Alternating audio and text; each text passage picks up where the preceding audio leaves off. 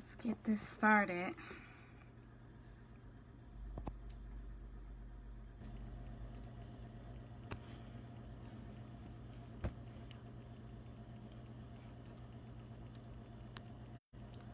Let's see if you're here.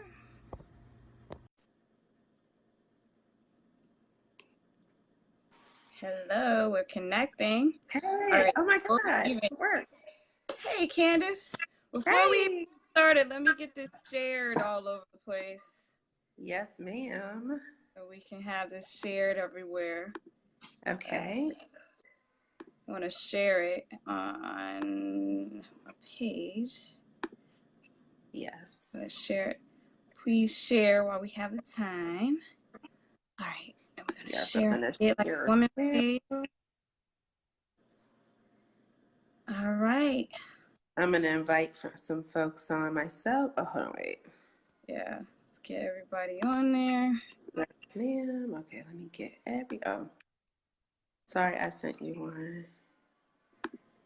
So everybody tell your friends, come join us. We're live now. We're going to do our interview with Candice. And tell me how you pronounce your last name. Adewole. Adewole. Okay. Yes, it's Nigerian. I assumed that it was, but I didn't want to mispronounce it. Got my T. Worries. Yes, ma'am. The T for the T, right? T for the T. That's Lord right. have mercy. Hey, Ronwin. Hey, everyone. Hey, Brandy. Hey, Keisha. Join us. We are live with Candice from Blissfully Feminine and the person who co-founded the Wife School with Ro Cutno. Yes. So let's get into it. You ready? Yeah. I'm ready. Beat Ro. Oh Lord. Okay, so I met Ro through her book. I was actually starting my own program called Fiercely Feminine back in 2014. And so I was developing a program that was for to help develop women's self-esteem and helping them to tap into their feminine energy, have better relationships, all of those good things. And I just so happened in preparation for my class, I came across the book Man Leads, and I read it, and I felt like, wow, this was like a missing piece of the puzzle of all the information I had accumulated, and I really loved the information. So I reached out to her on Facebook, and I just said, hey, I love your book. I'm interested in your research, and I am really interested to know more about how you got your information and how you wrote your book and got your information. And so I had actually offered her money to come and secure some of her time in Atlanta to sit and really pick her brain about her book. And so that's how it all started, and that's how I met her. So it was like, I want to say late summer, early fall of 2014. Okay, and what made you decide to start a school with her? Okay, so how that came about is after our first meetup in Atlanta, she told me about the tea ceremony, the Japanese tea ceremony that she had created and that she had done with a couple of women in, I believe it was New Orleans. And it intrigued me a lot. So I was like, I want to learn how to do this thing. And I paid her about, I don't want to lie, but I don't think I would be lying if I said I paid her close to $2,000 to teach me how to do the secret tea ceremony. And so I spent about a week there learning this method that she does in order for me to instruct other women how to do the tea ceremony. Where did she learn the tea ceremony? And what tea ceremony is this? This is a Japanese tea ceremony that she teaches, and I believe that it's actually on Hostile Takeover with Compassion. At least like a clip of it is. And so before I left, to come back to Orlando, where I live, or was living at the time, she approached me about starting a program together. Like, hey, would you like to work together and teach women about femininity and about marriage and strong families? And I was like, sure, why not? You know, it's in alignment with my passion anyways. And that's really how it started. And it didn't start off more as a school, as it started off as a retreat, which we were calling it the Love It Up Retreat. And the first retreat was in Atlanta, Georgia. And it was, at the time, it was co-ed. Okay. So we had, our very first retreat was in Atlanta. And I think there were 5 people in attendance, including April. I forget what her married name is now.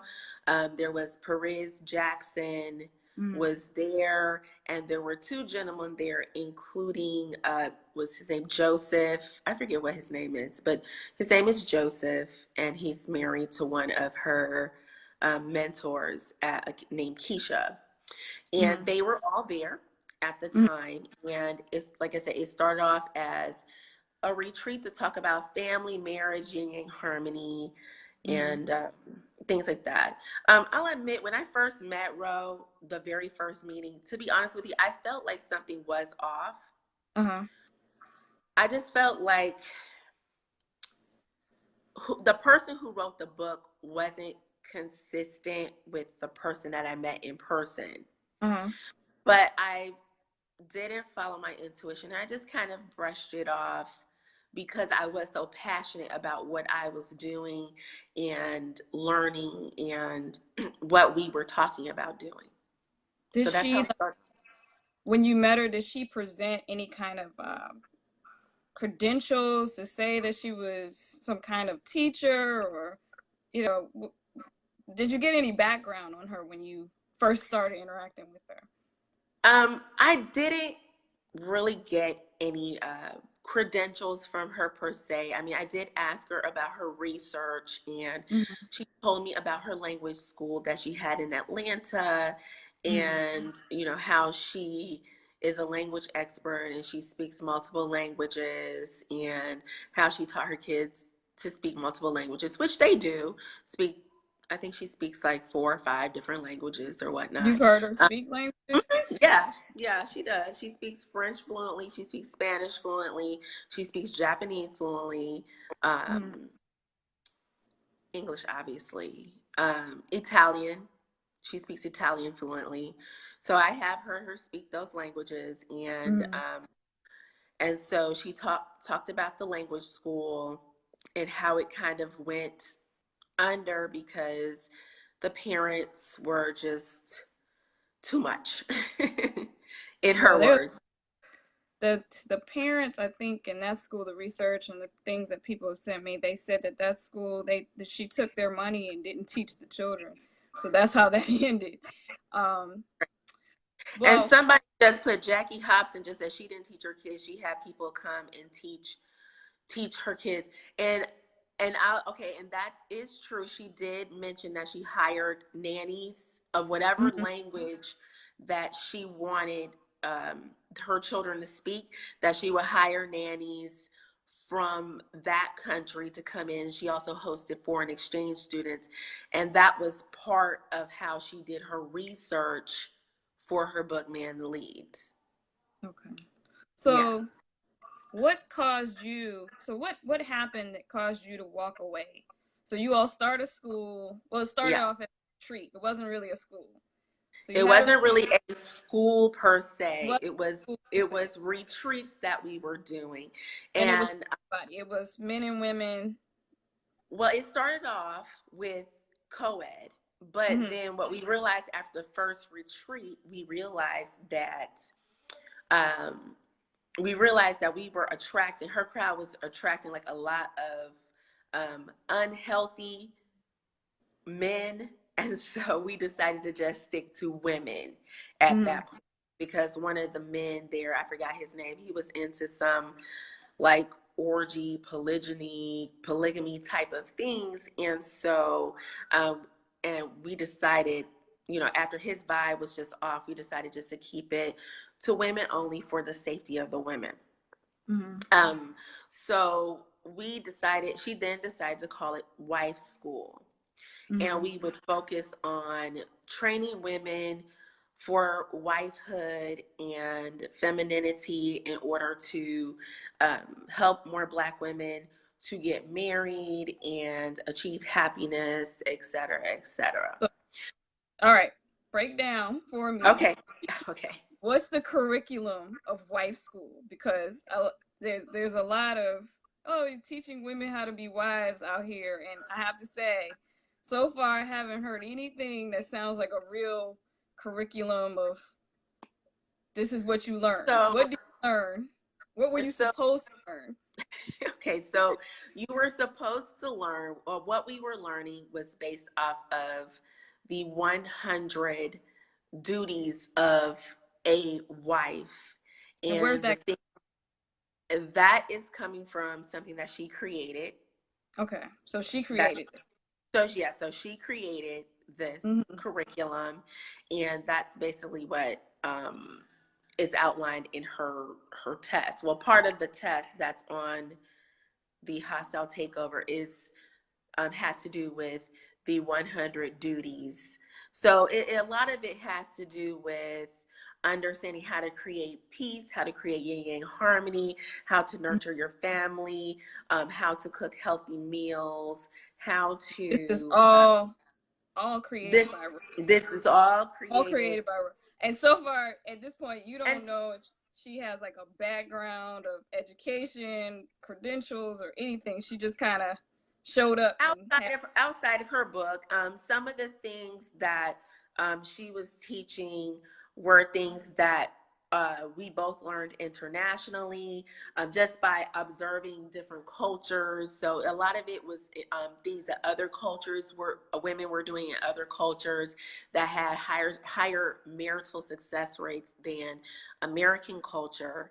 And so I can't sit here and say like, okay, well, she's a licensed teacher, or she has, a degree or certification from this place or that place, Mhm. at that particular time that we were working together. What I had wanted to bring, and this was one of the reasons, because you asked why we break off. Okay, so one of the things that I had wanted to do, or one of my original motivations for doing what I did and doing what I still continue to do with Blissfully Feminine, is because I am one of my part of my background is I'm a beauty professional. Mm-hmm.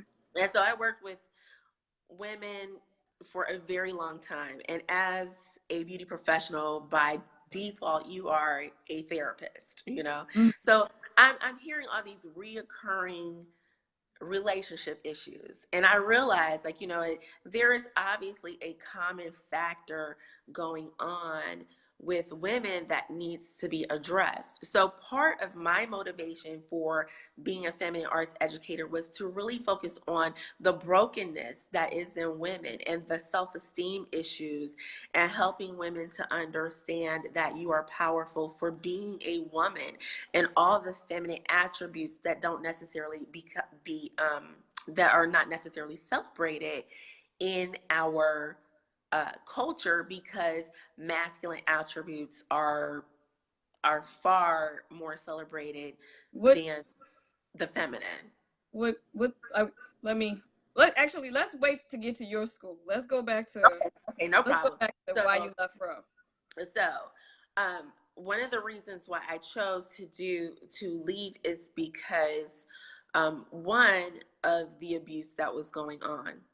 So a lot of behind the scenes, there was a lot of passive aggressive, narcissistic type of behavior, control. I began to realize very quickly that Roe had absolutely no desire for me to implement any of the things that I was talking about, and she wanted to be the sole teacher of wife school. Mm-hmm. And and I had no issues with being a more subordinate role. I had no problem with that necessarily, but I didn't like the fact that femininity was being used as a tool to manipulate men into marriages, or be certain aspects of femininity, like man charming and things like that, were being used as the total sum of what being a feminine woman was. Mm-hmm. As well as some of the mean girl behavior, things that would go on in the private group, um, even things that would be some of the negative behaviors that and abuse, verbal abuse that I would endure. And I Was just got from her? from her, She from would. her. She was abusive towards you.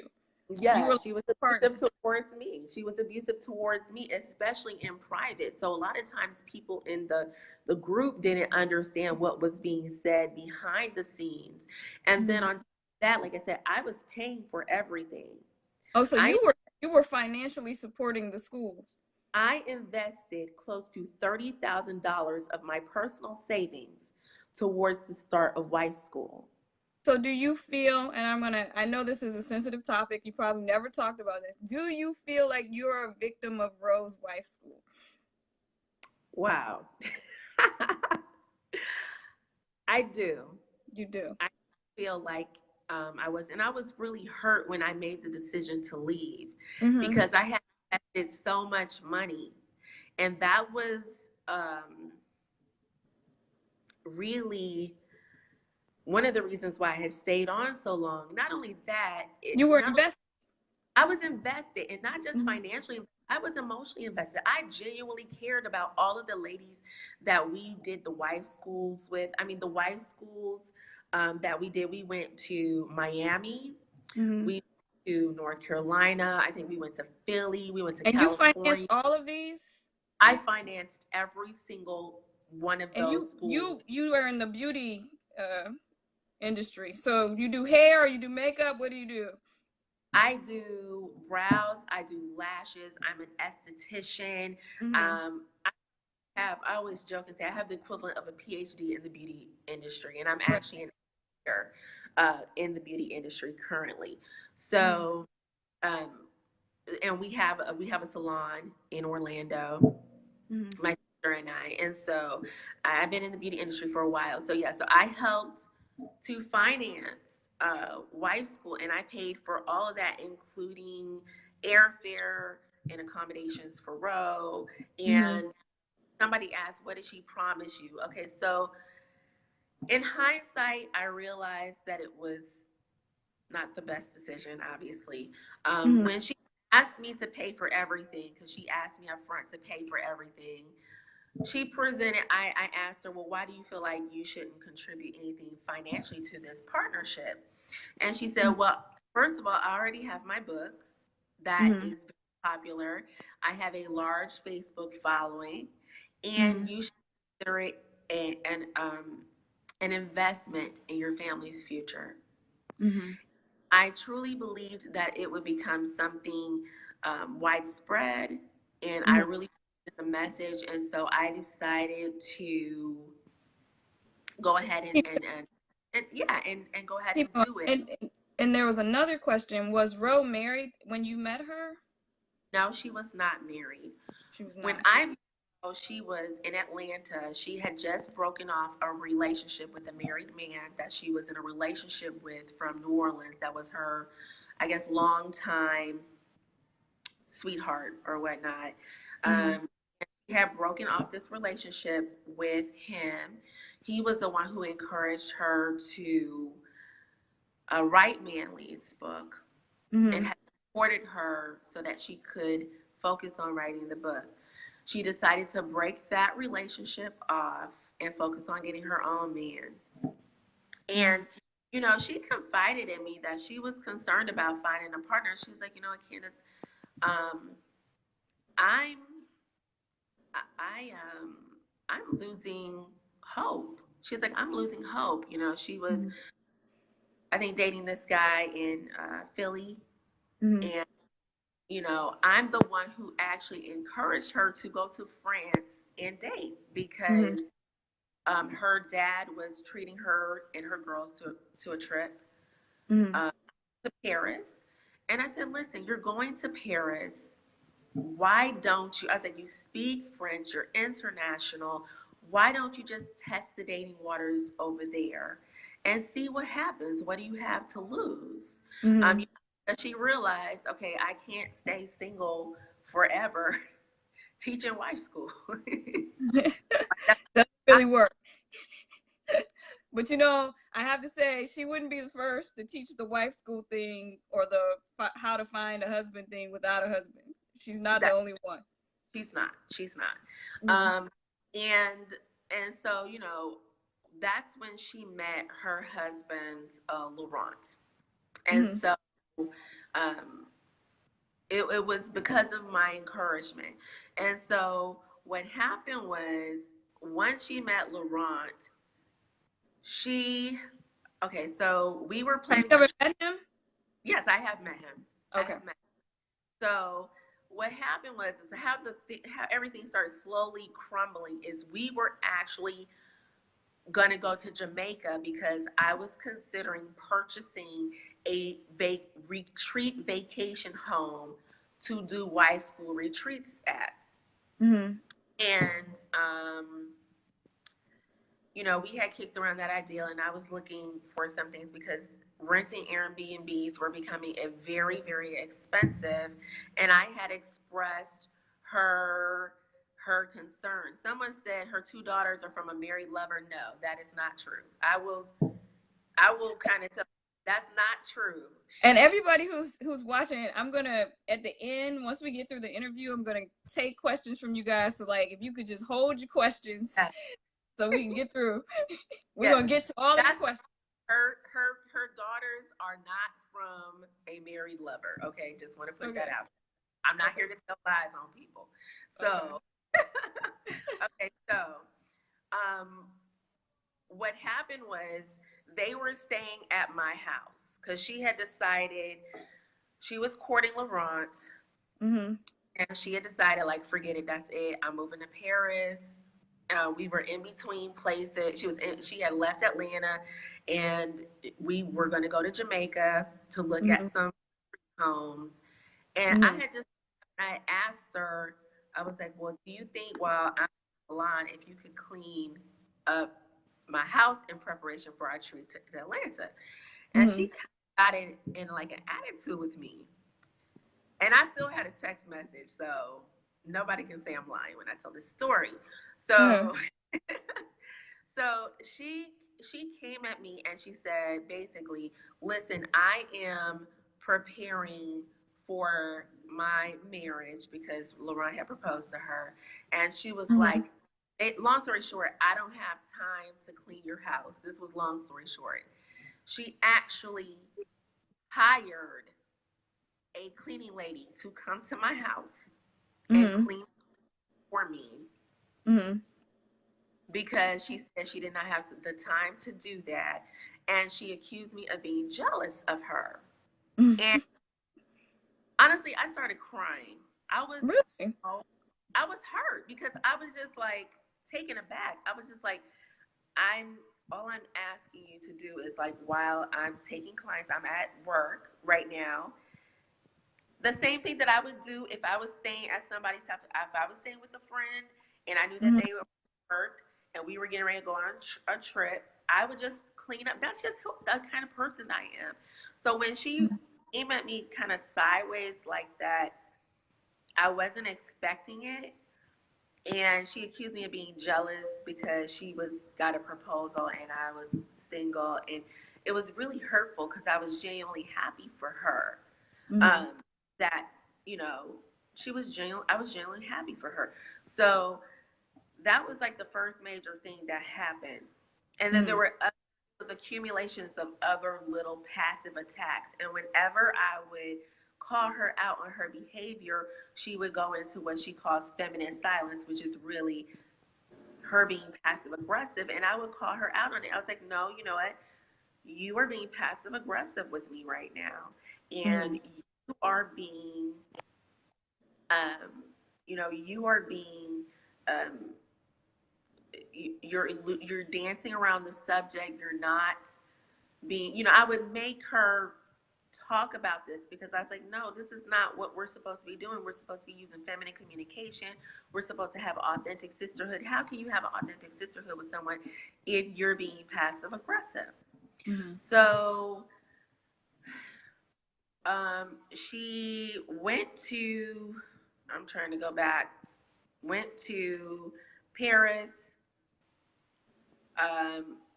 She did, to my knowledge, she is legally married to Laurent. Okay. She was married to her kid's father, her daughter's father. I'm the one who actually had to send the divorce decree to, I believe he's from Martinique. I believe Laurent is from, I know he's from the French Caribbean. So whichever island he's from, I think it's Martinique. I had to send those papers there so that she could get legally married and prove that she was divorced to be married. Okay. Which she did not pay me back for that, but whatever. So at this point, okay, you feel like you're a victim. Do you feel like it's a scam? Do I feel like it's a scam? At this particular point in time. And we're just talking about Rose School. Yes. At this particular point in time, from what I have heard through the grapevine over the years, I do believe that it is a scam just because of people are not getting what they're paying for. And over the years, like I said, once I broke off from her, like I said, we just had an interaction that was the straw that broke the camel's back. And I pretty much just deleted myself. I blocked her from Facebook. So the incident with the house, was after that? At the house, and then there were multiple things. There was the situation with the Sandra Bland incident where she had went live. I think it was even on Huffington Post, and she actually, the night before she made that post, I told her, I was like, I don't think that's a good idea. Mm-hmm. The timing is just off. The way that you have it worded is just not going to be well received. I think this is a bad idea. She was like, well, I'm not asking for your opinion. I said, oh, okay. Okay. Well, I'm going to contact the website people, and I'm going to have them take information off of there because I already knew that the crap was going to hit the fan, and I didn't want to be a part of that. And the same thing with Lyris. My name keeps popping up on that post about using the model's image without her permission. Mm-hmm. I just want to kind of explain with that before I jump forward with what you asked with the scam. With what happened with Lyris is Lyris contacted us like, listen, I want my image off of that t-shirt. I don't like it. I don't agree with it. I said, listen, I understand. I apologize. Let me contact Ro. She's the one who made the post. I cannot delete her post. Mm-hmm. I say she's in France right now, which is in a different time zone. I'm going to send her a message of your request and ask her to take it off. Mm-hmm. Ro was like, well, no, I'm not going to do it. She was like, this is getting tons of Twitter hits, and I'm just like, okay, well, this woman just inboxed me again and said, we have approximately 60 minutes to take it off or else. Right.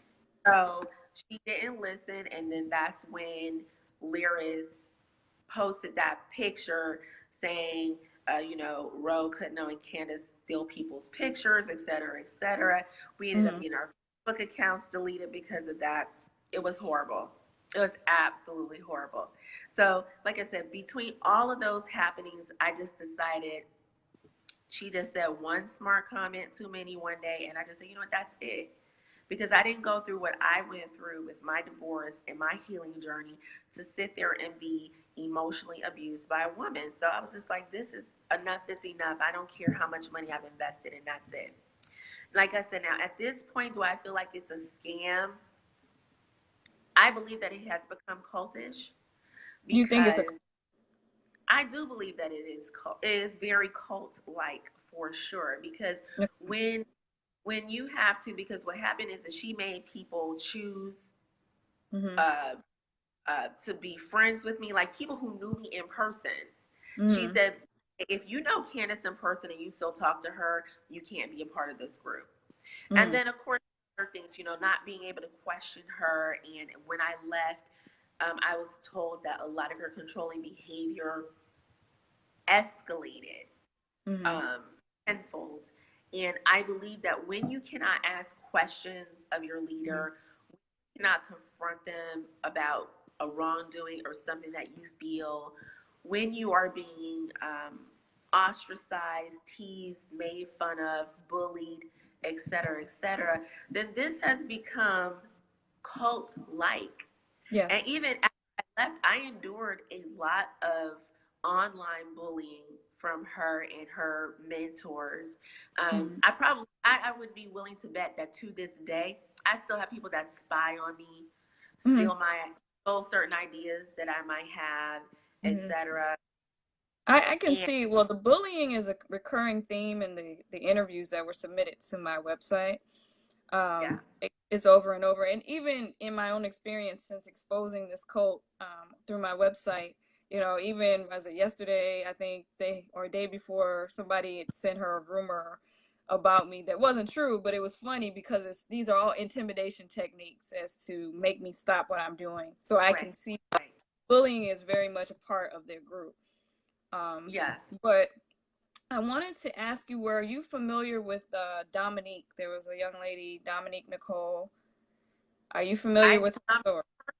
We both lived in Orlando. And I met her at the very last wife school that we did in Florida. And in person. Of course, we had communicated on Facebook for a while, and then I met her in person in Orlando. And after we had broken up, we would go out. I was like, hey, because, Ro and I have fallen out doesn't mean that we can't still be friends, because I genuinely felt like a really nice person. But when I realized that she was one of the spies for Ro, I had to cut her. Sadly, but yes. So were you familiar with this story of her getting left in Paris or abandoned in Paris? Yes. What I heard happened is that she went to Paris with her kids. She quit her job at UCF, originally from Miami, and I believe that's where she lives now. But she quit her job as a professor at UCF. She went with Ro to live with Ro in Paris, and she was, I guess, dating some gentleman there, and things kind of hit the fan. I'm not really 100% sure what happened. Of course, I get inboxed all the time about her shenanigans, all the time. I'm sure you do.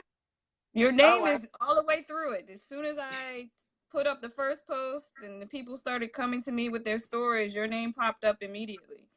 Okay. So yeah. So I think then is when she found out that who Ro is online and who she is in person are two totally different people. And I mean, and to be quite honest with you, even online, I mean, she shows you who she is, but I think she's a lot more aggressive online because she's sitting behind a computer screen. She's a lot more passive aggressive in person. Now, her Dominique's story concerns me because I've gotten a couple of interviews which are really concerning about human trafficking. Now, I know you probably left the school, but this things that keep reoccurring, encouraging women to leave the country and marry men from out of the country. Yes. There's some kind of engagement house outside the country. Can you speak on any of that? Do you have any suspicions of human trafficking going on?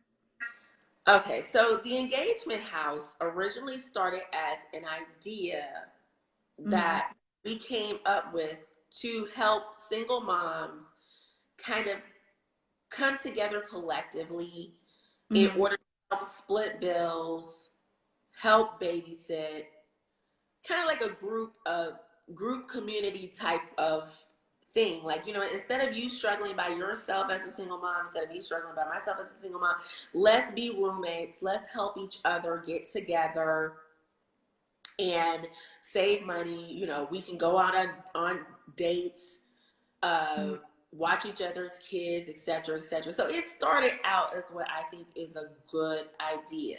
Now, as far as human trafficking, I have heard those rumors, and I'll be honest, I do feel like human trafficking, in the sense of what's in my mind as human trafficking, is a bit of a stretch. However, I know I have read some things as far as arranged marriages. I could maybe see significant pressure being made on certain individuals to marry a particular person and not out of it. Now, I could see that, but I have no idea, because the engagement house is something that she implemented prior. And I think what happened, because I know she had mentioned at some point, what she does is charge the men a fee to help them find a wife. Well, that's how human trafficking works. But just so you know, a lot of times human trafficking comes under the guise of arranged marriage. Like a lot of people don't even know they're being trafficked. Oh wow. See, now I had no idea. For me, I think human trafficking is, like, in my mind, is a bit of a stretch, but if there's an arranged marriage where a man is paying for a bride, that's human trafficking. That's how it works. Okay. See, like I said, like at this point, I would just be speculating at this point, because I have no idea. Well, we'll do questions later. Somebody asked me, is Rose husband wealthy?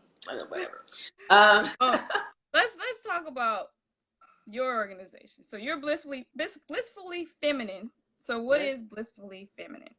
So Blissfully Feminine, it is an organization where we help to bridge the gap between traditional collegiate education and education for a woman's interpersonal life, family life, and all the other components of life that go into a woman being a well-rounded woman.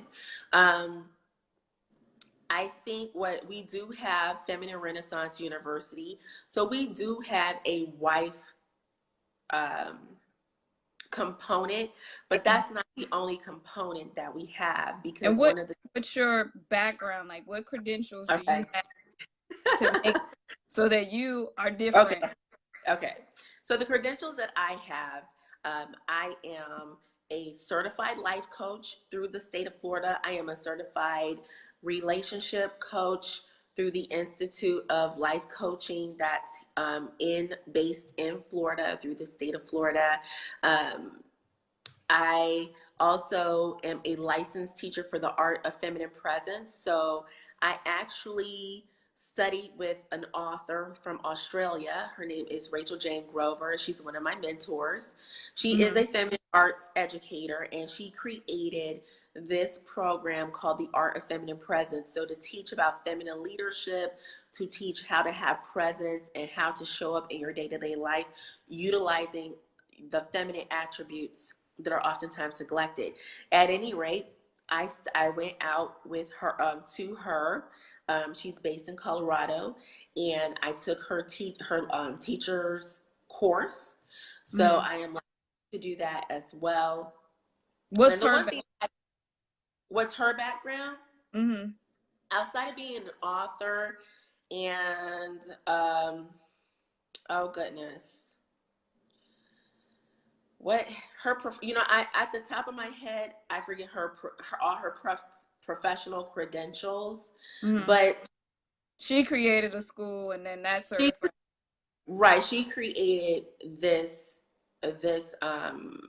teaching based on a number of principles and practices and meditations and things like that.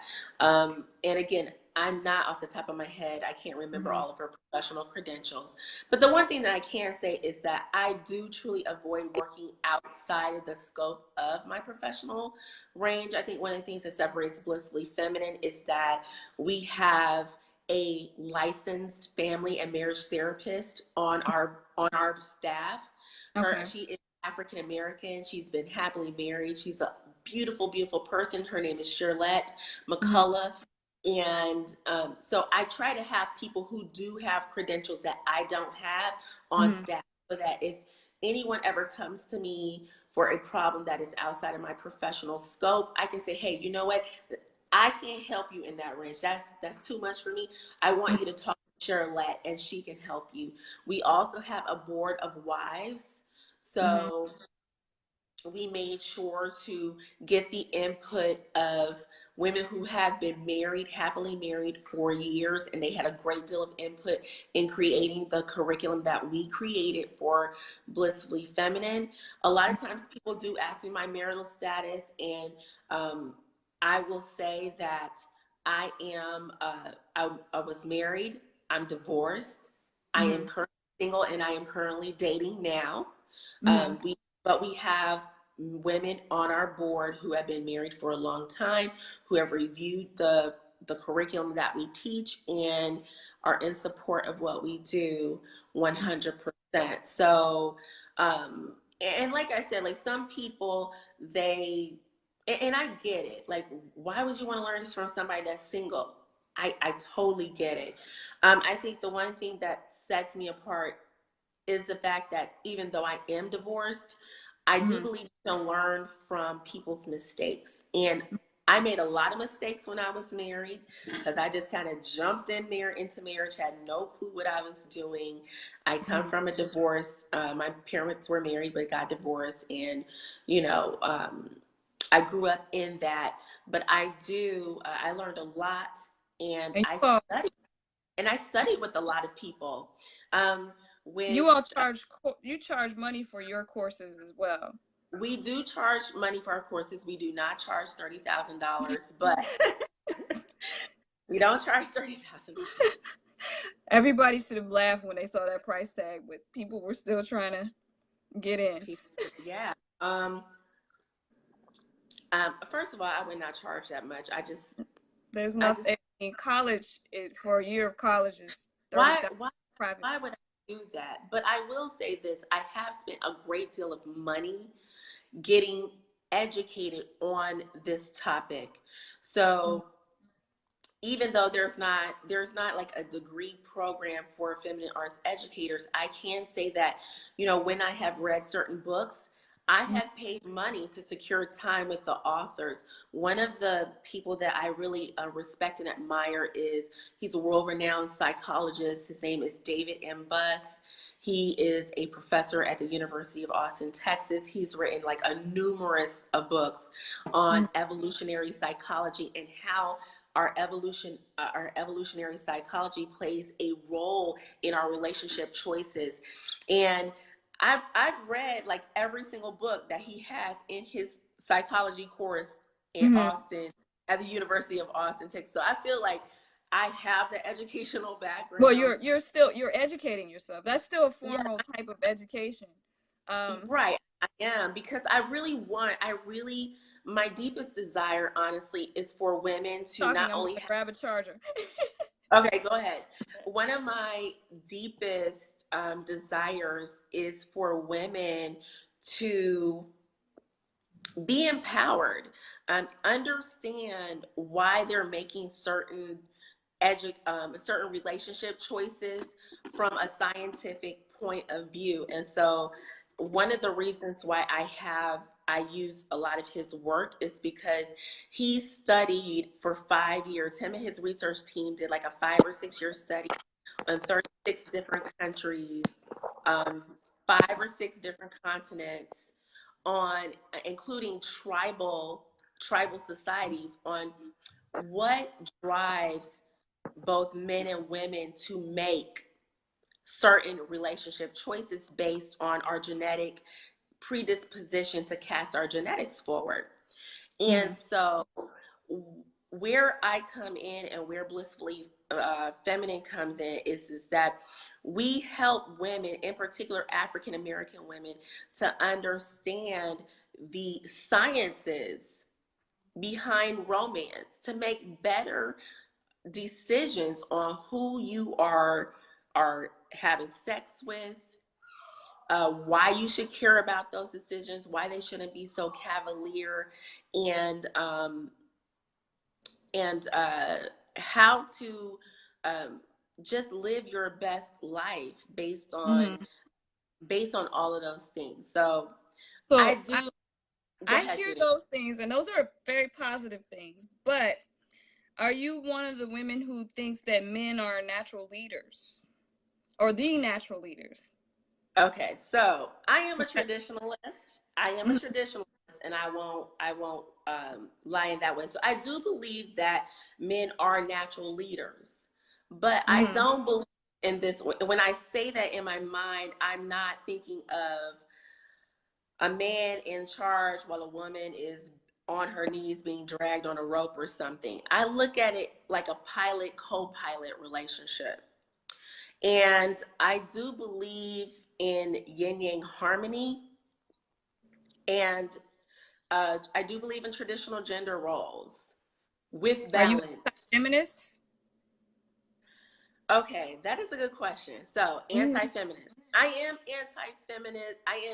Let me say this first. I am pro women's rights, but I am anti-feminist in the sense of what it has become, because there's a lot of negative connotations when you say the word feminist. I think of man-hating, bra-burning, because of a lot of the rhetoric that is out there. But I do believe in women's rights. Well, feminism is just the theory of the political, economic, and social equality of the sexes. It's not a man-hating thing. I think that a lot of women have your perception of feminism, and it's incorrect. It's something that the society that we live in has painted women who are fighting for equality of rights and social justice for women. We are painted as man-haters when it's not true. So I think that very often you end up having this division of women that shouldn't be there. Like, I don't think that, from what you're telling me, you're a traditionalist, which is nothing wrong with that. And in fact, feminism fights for the choices that women make. You choose to think of yourself in a traditional role, so feminism supports you in that. I think that what happens is often women who consider themselves traditionalists see women like me who are feminists and say we're man-haters, and we're not. And I think I'm open to learning more about that, because I think you are correct in saying that. Like, that is generally, when I hear the word feminist and feminism, I do automatically think of this mostly lesbian, man-hating. There's nothing wrong with being a lesbian. And I'm not saying that either. I'm just saying the image that pops into my head is a man-hating woman who just would, prefer to sever off the penises of every man on the planet. And I think that's but men who hate feminists want you to believe because there's, even I talk about it in my book, there's an attempt to create a divide between women. There's the traditional women, and then there's these man-hating women over here. You guys shouldn't come together because there's power in women being together, power in women working together. And one of the things, I was reading your page, and I even see, I'm going through your page, and I'm like, you got feminazi up here, and it's it's a derogatory word. Right. A woman like me, I would never use that word on any woman. And I see other words that are derogatory towards women. And so I wonder, do you feel it's okay to call women derogatory words? I do not feel that is appropriate to call women derogatory words. You even have on your page, you say that women are don't be surprised if a commitment friendly man tries to sex you first. This may happen because men are used to women being whorish. You know, do you believe that women are whorish? I don't believe that all women are whorish, and I do. Now you got to think about that word. I do have whorish. to think about that. I do have to think about that word because you called me out, and now I'm put on the spot. Like, yeah, I mean, this is the thing. I don't believe that there's anything wrong with supporting something you believe in, such as you feel like you're a traditional woman, you want to support women in that. Great. If somebody wants to pay for it, take the money, girl, go for it. But at the same time, one of the issues that I have seen with, at least with Rose schools and the femininity schools, is that there is this push to put other women down when you're saying you're supporting women. And as a person, as a feminist, as someone who supports women, I will support you as long as you're not taking advantage of other women. If I don't see anything that's taking advantage, but I won't put you down because you think something differently from me. And I think that a lot of these schools have this divide that's happening that's not right. You know, you shouldn't. And I understand where you're coming from. I think that I can't speak for everybody's school. I know there are quite. I try to build bridges with a lot of the feminine arts educators that are out here, like Crystalline Carrison of Beyond Black and White, and she has a program, The Pink Pill, which I have actually taken because I was about. Then there's Angela. There are a few of them that I've tried to create a relationship with, and I think some of the programs out there can be divisive. Well, okay, well, you know, these women are, you know, bad. These women are good. Now, for me, I deal with women who are marriage minded and traditionalists. If you're not that, God bless you. I don't hate you. Do your thing. I'm not mad at you. So I have shifted to kind of cater toward the women who want to desire a certain type, to live a certain type of lifestyle, and educate them on the things that have worked for me. And even amongst the women who follow me, there are some women who will come to me and say, you know what, Candice, I feel A, B, C, and D, but you know, I'm not feeling what you said on that. And for me, that's fine.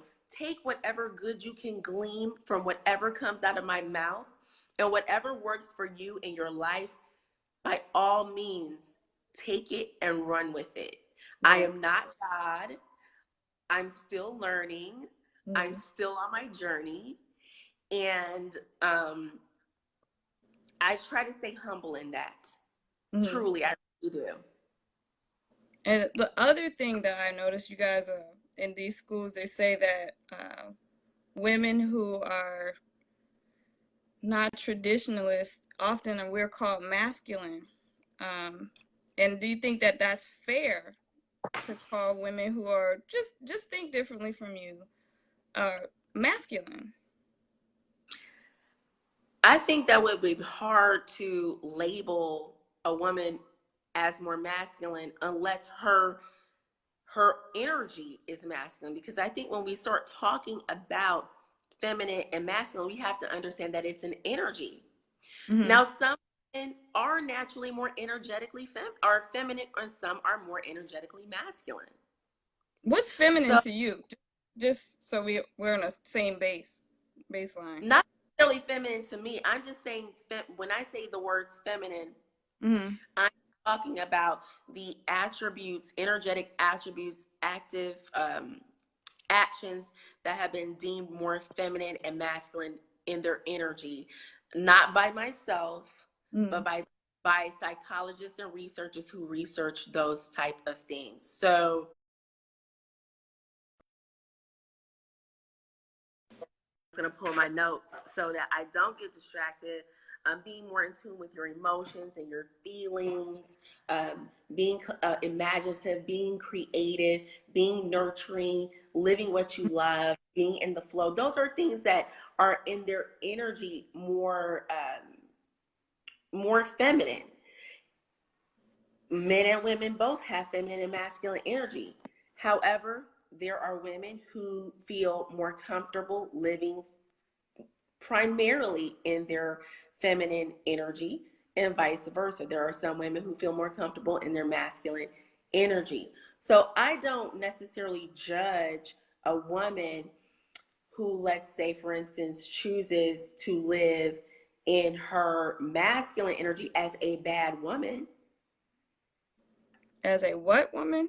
As a bad woman, like a bad woman. You're bad, or you are beneath me as a woman who chooses to live primarily in my feminine energy. I'm a girly girl. I'm more feminine in my energy, in the things that I do. I choose to live a feminine lifestyle, but that doesn't mean that I'm better than someone who may or not choose to. And like I said, it's relative from person to person. So I hope that makes sense. No, I was just reading a comment. Somebody said the feminist lady is out to prove herself right and Candice wrong, and that's not true. See, I want you guys to understand that just because somebody has a difference of opinion about what is, feminine and masculine, like Candice has an idea of what she believes is feminine, when femininity is not defined as one thing. So we have to always understand that feminine for Candice is different than feminine for me or feminine for someone else. I mean, feminine is just the act of being a woman. It's just being a woman. And you can't help that you're a woman. If you're born a woman, you're a woman. That's where I disagree, because, like, okay, take for instance, you have some women, let's say, oh my God, why is the word not, what am I looking for? Oh my goodness. What, like lesbians who like are more manly. What is studs? That's the word I'm looking for, studs. Okay, take for instance, you have women who are studs. They are born with a vagina. But they're still women. They're still women, but they are masculine. They're still women. They're still women, but they are masculine in their energy. And in our perception, the way they project has defined what attributes we see as feminine, what attributes we see as masculine. However, it's no one way to be feminine. Even though the stud women are considered masculine, it doesn't change that they're women. And if they choose to be that way, that's just their end of the spectrum. I agree with you 110%. Yeah. They're still women and they can choose to express themselves. But typically women who are studs and masculine in their energy, they ironically like women who are more girly and in their feminine energy. Yeah. I'm not going to disagree. I'm just saying. So, but they are still women. That I can agree with 110%. And it's not something to look down on. I think that like I said, there's a division that's caused when we have this anti-feminism and the traditionalists. That line, I really want to bridge that line, because I want to show that having a different opinion doesn't mean that we're enemies. It's really what I'm I agree with that 100%. And I'm the kind of woman that where we can agree on, where we can touch and agree on, we can do that. And then the things that we can't, then we just like agree to disagree. But I get with that. I even look at one of the reasons why I had even chosen to reach out to you is because I felt like the conversation just had become completely imbalanced, where we have Rose White School, who has kind of like dominated, especially amongst African Americans. The Black population has really dominated. And because she has hurt so many people and taken advantage of so many people, and I mean, over the years, I have gotten tons of inboxes from these women Mm-hmm. over the years. But the reason why I did is because I felt like there was this imbalance. And I'm like, you know what, not everybody, not all of us are out to take advantage. And I do believe that the education is needed on many levels because when you say that, it makes me think of Meghan Markle. Meghan Markle is a self-proclaimed feminine feminist. And Mm-hmm. she has used that term several times, and so is her good friend Priyanka Chopra, um, um, who also labels herself as a feminine feminist. And when I look at Meghan Markle, I think a lot of times we would love to think that her mom, who's from Compton, was able to just give her all of these great tools that she has in order to now be the Duchess of Sussex. But what we don't realize is that Meghan Markle actually took the time to get certain education, certain levels of education and grooming that was not provided to her through a traditional route so that she could be more polished and so that she can enter certain social circles. And so for me, when we're having this conversation about the importance of what it is that we do at Blissfully Feminine, what I know the goal of some other people like Crystal and Kerrison or whatnot, that's really all we're doing. We're trying to bridge that gap. But sometimes I feel like women who are feminists are against those things, especially women who are Black and feminist. And a lot of times, you know, like you said, the derogatory terms, we hear it too. Pick me's, the pick me. I have used that term. I had to call pick me many, many times. And I'm gonna go back because I want to. A lot of the things that you're teaching fall under etiquette. It's not necessarily something that I would consider a feminine art. It's just class and etiquette. There are certain things that certain social graces that people learn, men and women, that help you in certain circles. I agree with that. That once you enter a certain level, you do have to have the little social graces to really fit in. So there's nothing wrong with that. But that falls under an etiquette class to me instead of a feminine class, because etiquette, anybody can use it. Yeah, but that's only one small thing of what we do. So I mean, we teach that, but there are certain things that we teach on sexuality, sacred sexuality, balancing out your energy, because obviously, like I said, feminine, masculine is an energy. You can't be 100% feminine all the time. You're going to have to tap into some of those more masculine attributes at times to get certain tasks done during the day, or you're just going to be sitting there, you know, doing really not much all the time. So you have to have that balance. Obviously, we teach things about family life, certain aspects of nurturing your family. We're bringing to Feminine Renaissance University. We're bringing history on beautification. We're bringing how to be the medicine woman in your family by with family herbalism, how to have connected sex through understanding your chakras, and how to connect on a more powerful level. So there's so many different components of what I consider the feminine arts. Well, that it's not just one thing. It's so not just one thing. I want to go back because you were saying you reached out to me because it just kind of got so crazy. Yeah. So I don't know if you know about my background, but I'm an author. I wrote a book called Date Like a Woman, and I also want to help women. That's why I wrote the book. I found that a lot of women had a hard time in the dating world, and a lot of the conversations that I had with many women, they had very confused thoughts about how dating works. So I really wanted to take some time and write this book about, you know, this is what dating is in reality. And part of one of the things that helps women through my book is it's a build up of your self-esteem, because when you're the best person that you can be, you'll attract Of course. Person for you. And I know you said that you've been divorced, and I'm not, like, even in the beginning of my book is not about getting a husband, because a lot of dating books are like, you got to get a husband, and Right. a lot of the things that are sold to women is you got to have a husband. There's like, you're incomplete without a husband, and I'm not one of those people that believes that women are incomplete without a husband. Right. I think that it's unfair to women to tell them that constantly, and I think there's a lot of pressure on women. Even with the wife school, it's like there's a lot of pressure on women to be married, and if you're not married, something's wrong with you.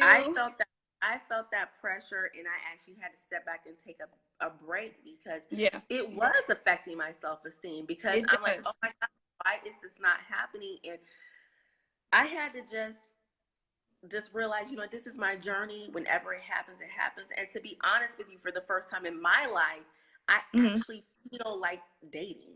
Now, I'm here in Rome, Italy, doing it and living my best life. I'm not gonna lie. You should pick up my book. You'll like it. I'm sure you will. I'm sure it might be a little too feminist for you, but you'll have some moments you might. Okay. But I wanted to say that I made the post about wife school.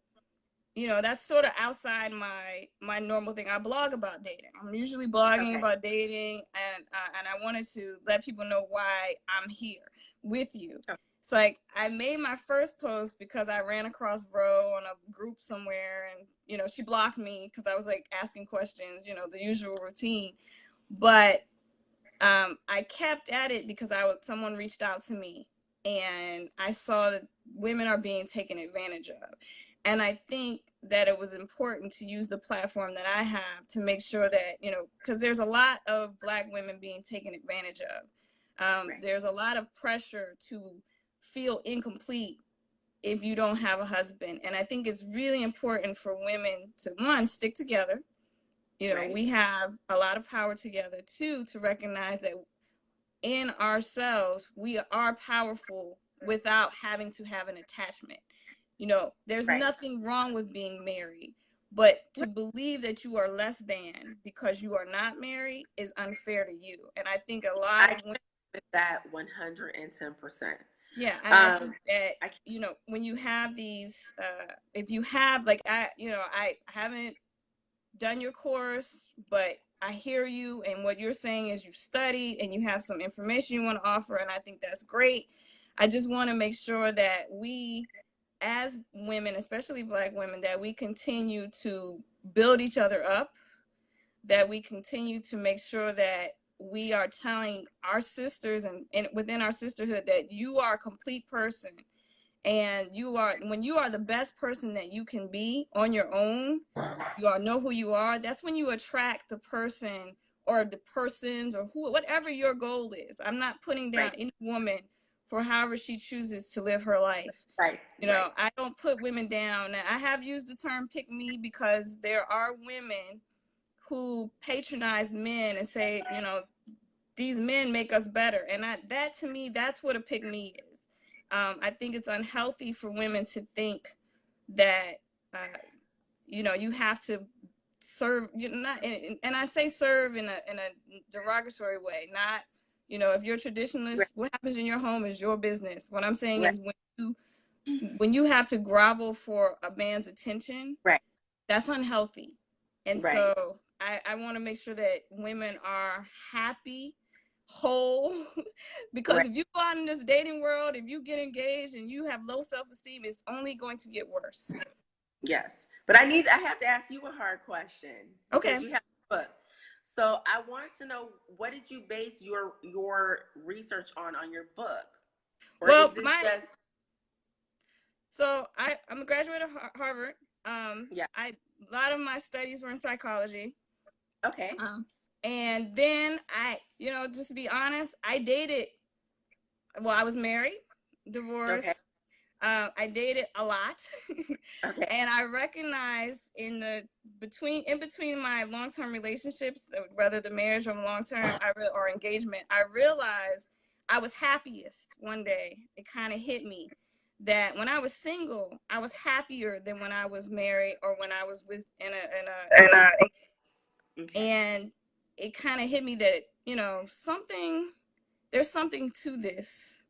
So that was one part. And then the other was I had dated a lot of people. Like I'd been on a lot of dates, and I never had the nightmare stories that my friends would tell me. I was like, what's going on? What happened?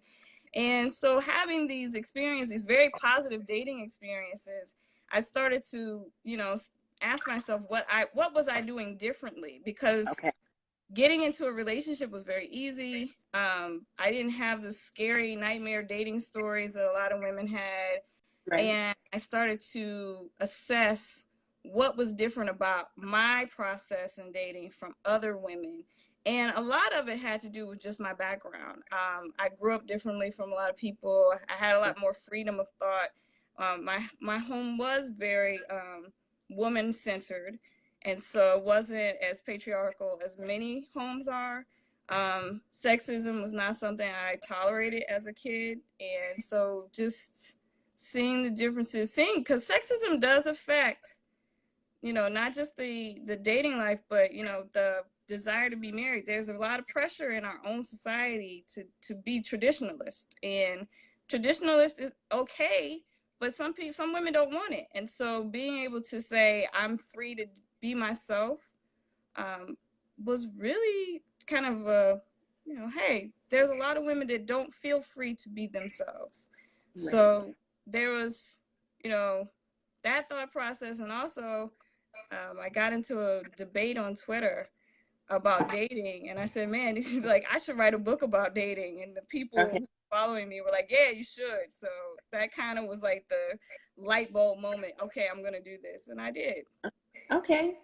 Well, no, I definitely will read your book for sure, because the one thing I encourage all women to do is that don't just get your information from one place. Mm-hmm. There is room to learn from a multitude of different teachers. And, people might look at me and read my books, and I might not resonate with them. Mm-hmm. But perhaps they might resonate with you, or they might resonate with someone else. Or maybe, like I said, they can kind of glean the good from across the board. Mm-hmm. So I think that it's important to, one, for us to validate our experiences in mm-hmm. life, because we can learn from them.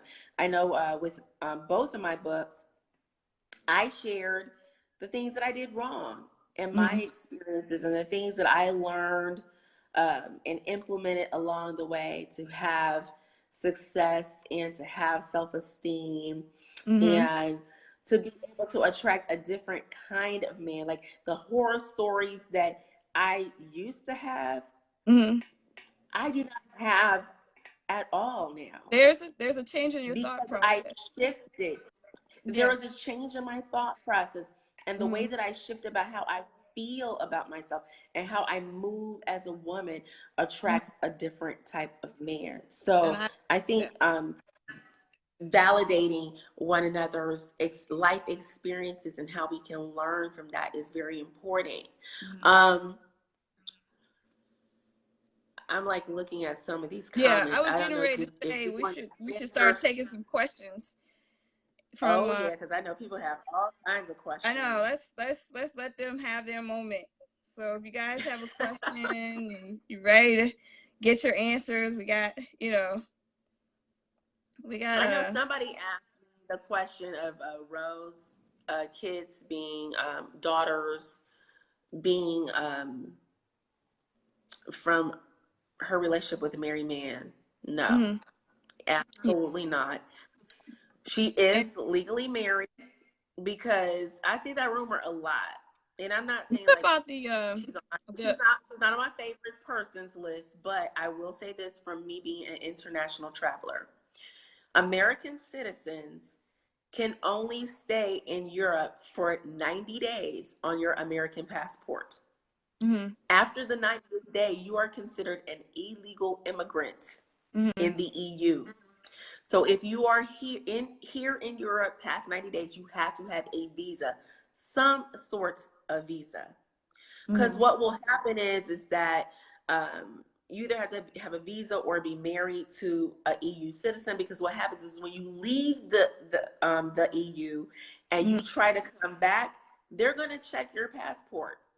and they're not going to let you back in the country. They're going to be like, nope, you got to go back. Mm-hmm. So, I mean, she travels back and forth. So here's a rumor that I've seen several times, that she has HIV or AIDS. Have you seen that? that was news to me. That was I news. did, I did see that. Mm-hmm. Um, yeah, I saw that rumor. Mm-hmm. It was kind of concerning to me Do you ever because feel like she was like sickly or anything? no, Mm. not, she was never sickly or anything.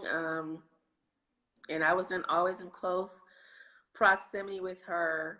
Mm-hmm. Um, I know she had like um, eczema, eczema or something. Like her nails had. What did she have? She always had to polish her nails because she had. I forget what it was. Oh my goodness, I Mm-hmm. can't think of it now. But she is. It was something like eczema or something like that that was on her. It's not eczema. I can't forget the medical term right now, but it was Uh, on her nails. So she kept her nails. somebody Oh, asked, did she own a water company? to my knowledge, yes. Yes, Mm-hmm. she did. And she actually um, used to go out with one of the co-stars from A Different World, too. And the only reason why I know that is because I personally met him when we went out to California to do wife school. And just so happened she had called him up and he came over. I was like, Mm-hmm. oh, okay. So she did date him.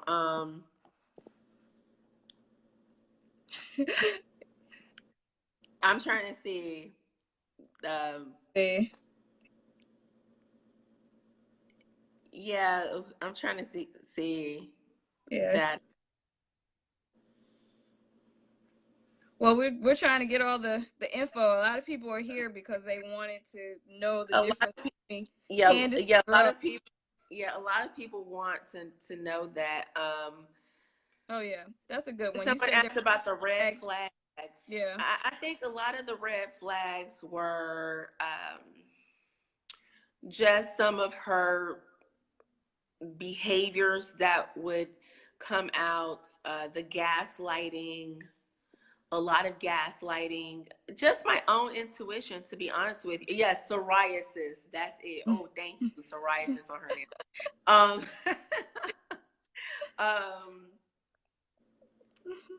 talk about the tax evasions. Oh Lord, L, why you ask me that, girl? I will say this much about tax evasion. She did mention to me that she does check in ever so often to see if they know that she's made any money. And that's all I'm going to say about that. Okay. Like somebody asked, do I sleep with a bonnet? I do not sleep with a bonnet, but I do sleep with a satin scarf. I mean, I'm sorry, a satin pillowcase. I sleep with a satin Oh pillowcase on. gosh. And I actually got out of the habit, and I'll tell you why. It's because I was my ex-husband's Puerto Rican. And Mm. so when we got married, I used to sleep with my scarf on, and he just could not understand that. He was like, why do you have that scarf on? And I was like, because like I don't want my hair to get messed up. I was like, that's what black girls do. That's what we do. He's like, Mm. I don't like it. Like that don't make me want to turn over at night and do anything with you. And I'm like, okay. So for us to have one less fight in our marriage, Mm. I made the compromise and And you I got the switched pillows. to a satin pillowcase because I felt like it was a win-win. Why have an unnecessary fight about something as insignificant as a headscarf? So no, I don't wear one. Mad that he was that deep into the headscarf. Yeah, I was just like, whatever. I ain't got time for this argument. This is so petty. Whatever. Um, do I still talk? I do not still talk to Ro. I broke off from Ro in 2016, like I said, for a lot of the gaslighting and just all the negativity and the drama. It wasn't what I wanted this thing to be. And so I actually just, I cut her off and with no warning, no anything. And yeah, and to be and I'll put that out there. I have not made one single solitary penny from wife school or anything. I have not gotten one single solitary bit of my money back. So you feel like Jackie's asking, do you feel Rose deceitful in telling women not to work, and she's never worked since we know she has worked? I do think that is deceitful, because if you're doing what she's doing, she has a business. She's running a business. She's running a business. So she's running a business. So why would you discourage? I know she calls it passive income, but why would you discourage other women from having their own business? I mean, people look at me, and as much as I talk about femininity, yes, I do have a salon. I'm constantly going to get my education. I believe that women should be formally educated. I think that is just ignorant to tell somebody not to go get a formal education. I believe that our girls should have a formal education. There was one time in society where girls weren't even permitted to go to school. Now, I do believe in being balanced, in making sure that our girls have interpersonal skills and all the other things. That's one reason why we do what we do at Blissfully Feminine. However, I'm all for women having businesses. I'm all for women working too. I just believe that things need to be balanced, especially once you start having children and you get married, and understanding that your life may have to look a little bit different. But I don't believe, I'm not here for telling women, oh, don't do a business, or don't.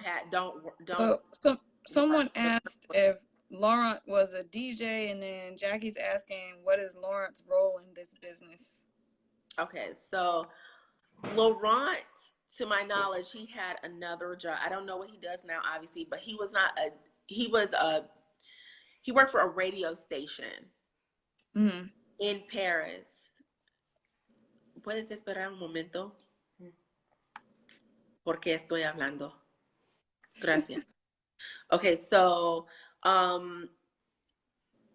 one thing that I, as far as Laurent, when I met Laurent, I just thought he was just the nicest person, honestly. Super sweet guy. Like, I was just like, you hit the jackpot, girl. He is super nice, just very doting. Obviously loves his daughter, his first daughter that he had prior to being with Roe and everything. But he worked for a radio station. What his role was on that radio station, I'm not sure. When I went to Paris to go visit them, I don't know how many years ago that was now, we went to one of the events that was there. So yeah, and then what he did outside, I think he did something else outside of that, but I cannot say what that is. Jackie wants to know, what advice would you give to Rose supporters? Honestly, I don't even know if there's any advice that I can give to her supporters, because I had to cut a lot of people off, because I feel that if you do not have enough discernment inside of you to understand when you are being abused, I don't know if I can help you, to be quite honest with you. Does she have some good advice and good that I agree with? Yes. Does she have things that I'm just like, is out there? Yes, she does. I would say glean what good you can, but don't get too involved. And I have women all the time who inbox me. They'll inbox me and they'll ask me, well, Candice, what do you feel about this program? Or are you involved in Black and Wealthy EU? Or what do you think? I'm like, listen, y'all know I stopped messing with her. I stopped messing with her for a reason. That's all I'm going to say. Just. Do you feel like you could have warned women early on that it was something wrong? I don't think so, because so many women looked up to her that she, a lot of women looked past her abusive behavior because they really were legitimately seeking answers. Because They you even still have her listed as your mentor on your website. Right. And the reason why I did that is because I was incurring so much online bullying that I had to protect myself, because they were saying that I stole things from her. They were saying I stole the program. I'm like, I didn't steal anything from her. I paid money to learn certain things from her. Some of which I would say was not necessarily the best quality, or I got what I paid for. But I paid for those things. They were saying that I stole the website. I didn't steal the website. I was paying for the website. I was paying for the original website.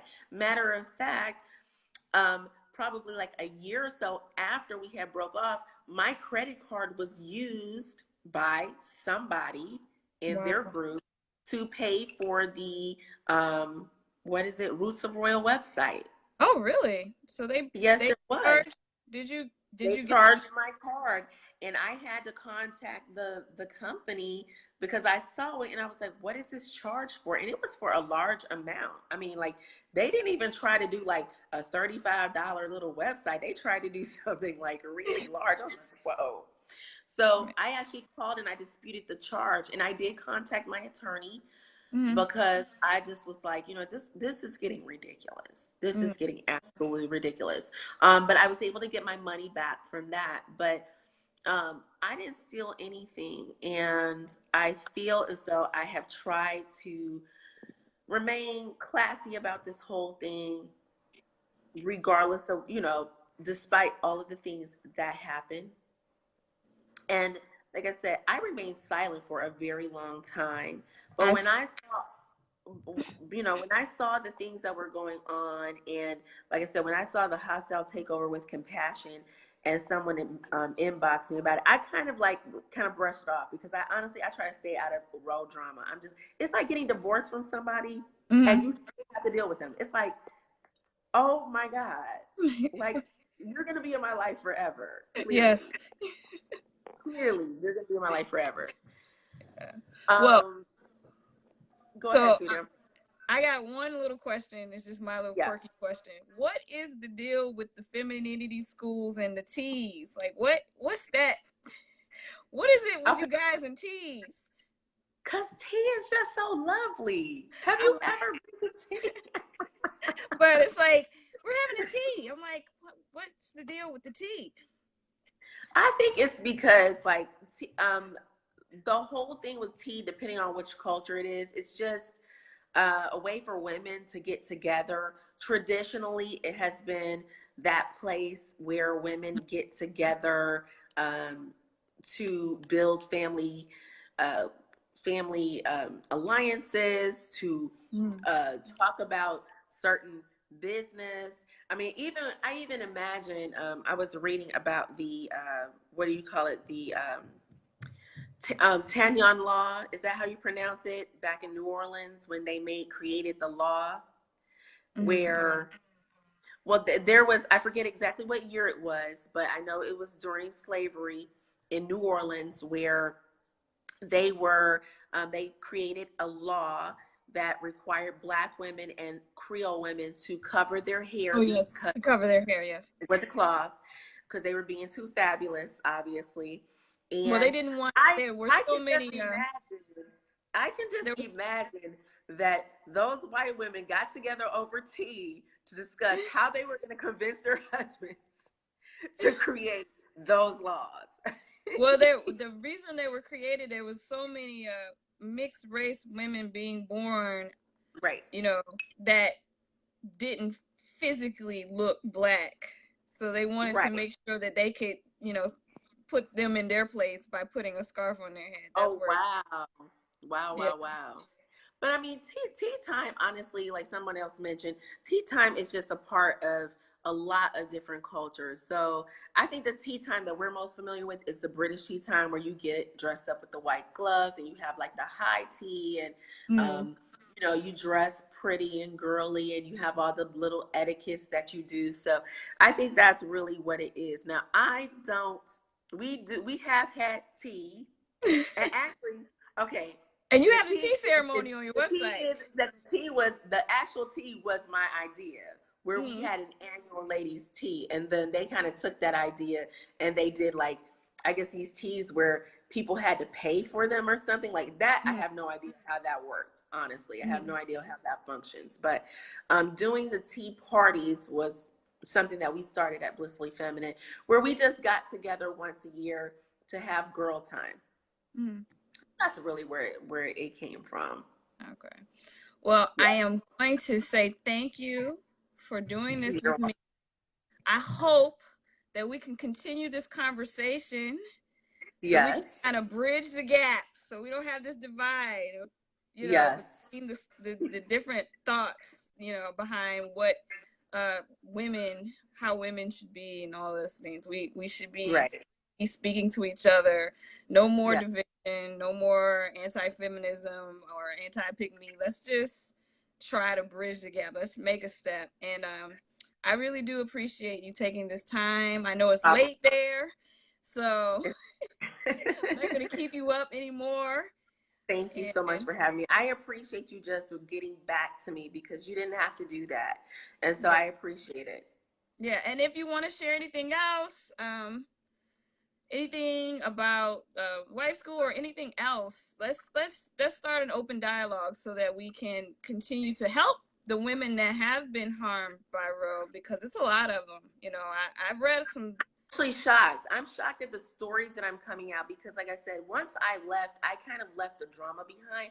So some of the things that are coming out, I'm just like, whoa, like, what did this even turn into? Like, this was not what we started. This is not why I started what I started with Roe. Right. So yeah. And I want to keep, I'm going to continue to cover this, because I feel like it's serious, and that they are real people who are really being harmed, Black women. And I think it's important that we help those women, and we help prevent other women from being harmed. So I think it's really important to continue to cover until, because I honestly think that, you know, some legal authorities should be involved. You know, I've read these interviews and they're very concerning, and I'm very, you know, upset to see that women have been taken advantage of, and it's a lot of money involved. Even with you said you spent $30,000. That's a lot of money. That's a lot of money. That's a lot of money. And to be honest, she took advantage of you. Just, it is what it is.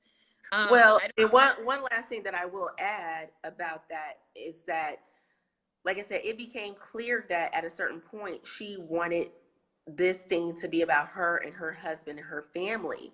And someone put a post on saying that she has the wife school certificates with my name scratched out, and her husband's name on top. And I actually helped pay. I was the one who paid for those certificates. Right. And she actually lied and said that I didn't give her the certificates. Yeah. So I'm going to continue to cover it. I'm going to continue to post interviews. If you all know anybody who has been taken advantage of, please go to my website, daylikeawoman.com. Check out the blog. There should be a link. If you've been a victim, just hit the link and put your info in, tell your story. I'll share your story. I will share your story anonymously if you would like me to, or I will share it with your name. Please check out Blissfully Feminine. You know, Candice has her own website, her own school, or not school. You have a program. Well, we have a Feminine Renaissance University, like I said, and you're more than welcome to inbox me and check us out. And we're honestly here just to help you live your best life, ultimately. And if you're in the dating world and you're single, check out my book, Date Like a Woman. It's funny. You'll enjoy it. It's a little edgy, so, you know, if you're, you know, looking for I'm gonna read. If you're looking for a husband, you're going to enjoy my book. even though I'm telling you in the beginning, it's not for women who are looking for husbands. So, but check it out. It's affordable. Yes, it is. $20. That's it. And we will continue this conversation. I will probably do more Facebook Lives. And thank you, Jackie. And you know, let's continue this conversation. I think that we can do some good here, and we can prevent others from being harmed. And so let's just keep it going. And thank you for your time. You're welcome. Thank you. All All right. right. Ciao. Bye. Ciao. And I'll post this on YouTube so you can have it too. All right. Perfect. Cool. All right. Bye.